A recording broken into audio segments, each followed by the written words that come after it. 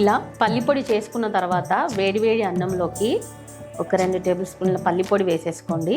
అలాగే జీలకర్ర పోపు పెట్టుకున్న నూనె వేసేసుకోవాలండి.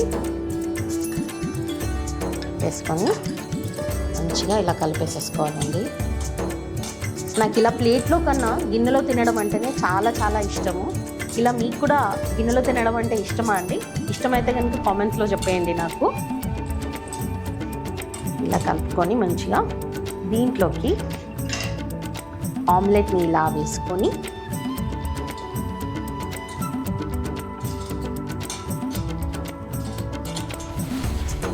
ఇలా ముద్ద కట్టుకొని తింటే ఏ కర్రీ కూడా దీని ముందు సాటి రాదండి. ఒకసారి ట్రై చేయండి మీరు కూడా.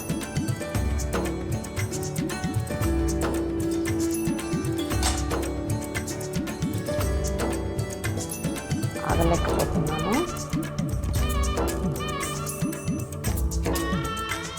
ముద్దలు తినేస్తూనే ఉంటారు ఇలా.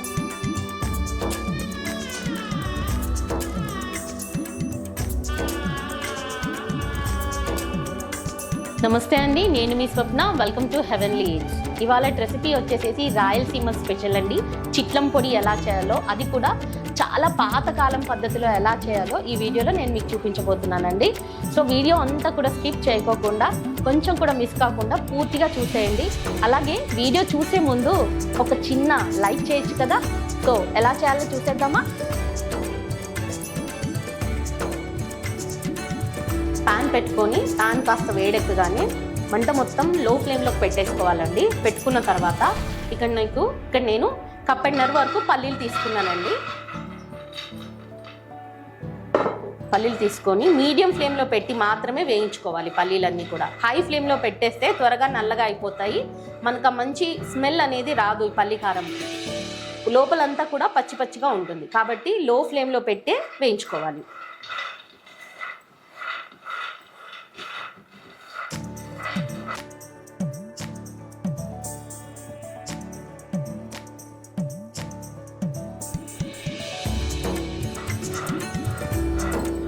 ఈ రెసిపీ అయిపోవడం చాలా త్వరగా అయిపోతుందండి. కానీ ఈ పల్లీలు వేపుకోవడమే చాలా నిదానంగా చేసుకోవాలి.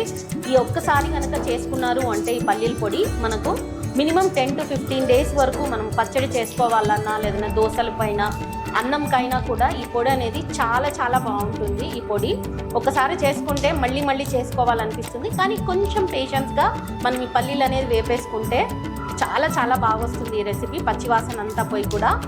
ఇంకోటి ఏంటి అంటే మనకు వెనకట ఎక్కువగా మిక్సర్ జార్లు అవి అవైలబిలిటీలో ఉండేవి కావు. ఊరికే దోశలు, ఇడ్లీలు కూడా చేసినా కూడా మనకు వెంటనే పచ్చడి చేసుకోవడం అంటే చాలా ఇబ్బంది కదండి. ఇలా పొడి చేసేసి పెట్టుకునే వాళ్ళు పల్లి చట్నీ అలాంటివి ఏమన్నా అడిగినప్పుడు కాస్త నీళ్లు కలిపి ఇచ్చేస్తే చట్నీ అయిపోయేది. కాబట్టి ఇవి ఎంత పాతకాలం పద్ధతిలో చేసుకొని తింటే మనం అంత హెల్తీగా ఉంటామండి. సో ఎలా చేయాలో చూస్తూ ఒక్కొక్కటిగా ట్రై చేసేయండి.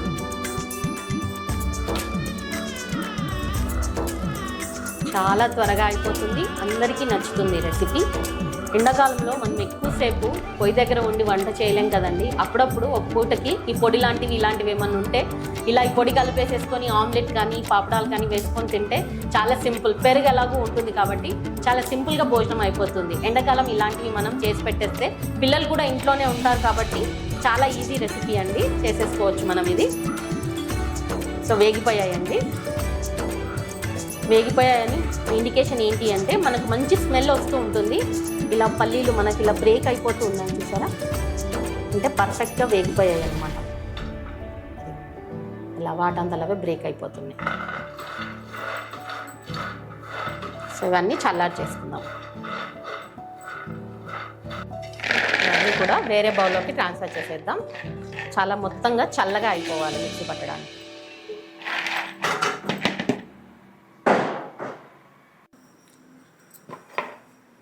అదే ప్యాన్ పెట్టుకొని ఒక చిన్న హాఫ్ టీ స్పూన్ అంతా ఆయిల్ వేసేసుకోండి. హాఫ్ టీ స్పూన్ అంతా ఆయిల్ వేసేసుకొని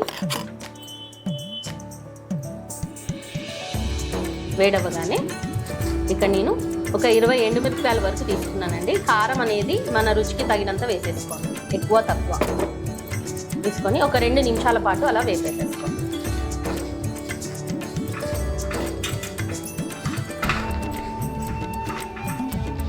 ఎండుమిరపకాయలు వేగిపోయాయండి. లాస్ట్లో స్టవ్ కట్టేసేసి వెల్లుల్లి రెబ్బలు కూడా యాడ్ చేసేసుకోండి. నేను ఇక్కడ ఒక 10 వరకు యాడ్ చేశాను. మంచి సువాసన వస్తుంది మనకు, కారంకి కూడా చాలా రుచి వస్తుంది మనకు.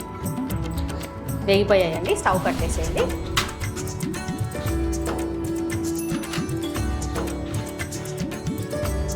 చల్లారిపోయాయండి. ఇవన్నీ కూడా ఫస్ట్ ఎండుమిరపకాయలు, వెల్లుల్లి రెబ్బలు అన్నీ కూడా మిక్సర్ జార్లోకి వేసేస్తాం.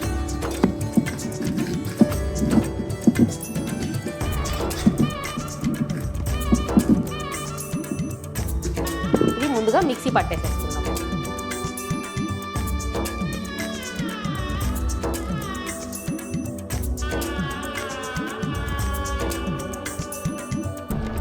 ఇది ఇలా బరకగా పట్టుకోవాలండి. ఈ పొడి ఎప్పుడు కూడా చాలా మెత్తగా ఉండకూడదు, కాబట్టి కొంచెం బరకగానే పట్టుకోవాలి. పల్లీలన్నీ కూడా నేను పొట్టు తీసేసి పక్కన పెట్టుకున్నానండి. ఇలా పొట్టు తీసుకొని పక్కన పెట్టుకోవడం వల్ల మనకు రుచిలో చాలా తేడా ఉంటుందండి. పాతకాలం పద్ధతిలో ఇలాగే చేసేవాళ్ళు, కాబట్టి ఇలాగే చేసుకోండి. చాలా చాలా రుచిగా ఉంటుంది. ఒకసారి మీరు చేసి చూడండి. పొట్టు ఉన్న దాంతో లేని దాంతో ఎంత డిఫరెన్స్ వస్తుందో మనకు పల్లి కారం అనేది. ఈ చిట్లం పొడి స్పెషలే ఇదండి. సో ఈ పల్లీలన్నీ కూడా తొక్క తీసేసినవన్నీ కూడా ఇందులోకి యాడ్ చేసేసుకోండి. మిక్సీ పట్టుకునేటప్పుడు సరిపడా ఉప్పు, అలాగే కొంచెం బెల్లం పౌడర్ వేసుకోండి ఇందులోకి. చాలా మంచి రుచి వస్తుందండి ఈ బెల్లం పౌడర్ వల్ల. కొంచెం వేసేసి బరకగా మిక్సీ పట్టేద్దాం.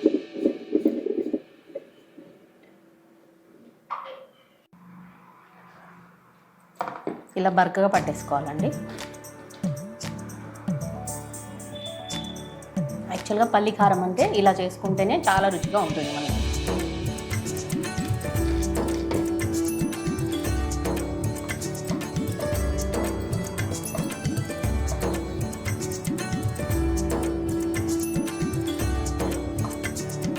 రెడీ అయిపోయిందండి చిట్లం పొడి.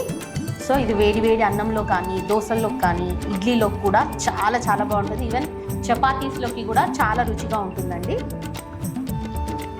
సో ఇలా బరకగా పట్టుకోవాలి. టెక్స్చర్ మాత్రం ఇలా ఉండేటట్టు చూసుకోవాలి. సో రాయలసీమ స్పెషల్ చిట్లం పొడి రెడీ అయిపోయిందండి. ఈ వీడియో కనుక నచ్చితే ఒక లైక్ చేసేయండి, అలాగే సబ్స్క్రైబ్ కూడా చేసేసుకోండి. Thank you for watching.